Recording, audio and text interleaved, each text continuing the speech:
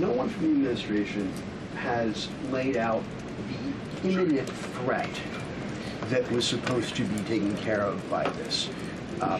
And the rationales offered by, say, Secretary Rubio, the president's national security advisor, said that the threat was retaliation against American interests from Iran after Israeli strikes.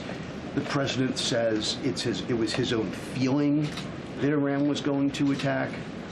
Why is it that across the administration you can't say what the imminent threat against the United States was that required us to launch this?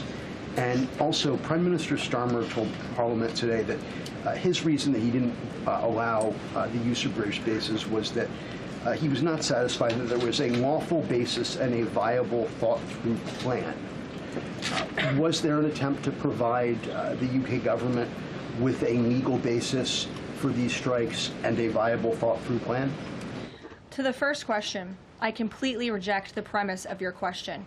You have had the President of the United States, the Secretary of War, the Chairman of the Joint Chiefs, the Vice President of the United States, the Secretary of State, and now I am out here today to explain to you exactly what led the President to make the decision to launch Operation Epic Fury. And President Trump does not make these decisions in a vacuum.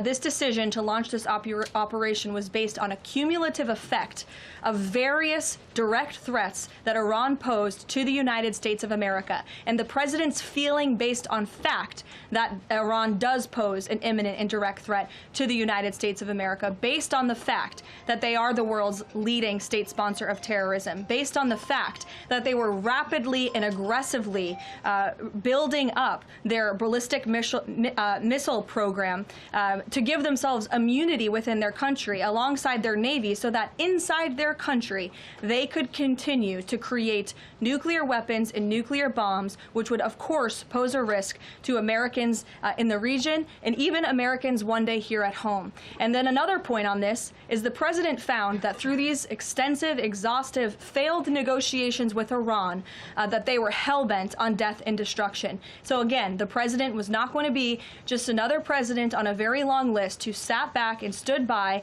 and passed the buck of this direct threat to the next administration. The President had a feeling, again, based on fact, that Iran was going to strike the United States, was going to strike our assets in the region, and he made a determination to launch Operation Epic Fury based on all of those reasons. And I would like the media to actually report on all of them, rather than just picking sound bites from one person in this administration and saying, oh, they're contradicting the other person. No, again, these decisions are not made in a vacuum. They are made by the President's feeling that Iran was going to strike the United States and our assets in the region, and he was not going to sit back and watch that happen. The determination was made that the President was going to strike first alongside Israel, and that has obviously been proven to be the right decision and an effective one at that. Support journalism you trust. Support PBS News. Donate now, or even better, start a monthly contribution today.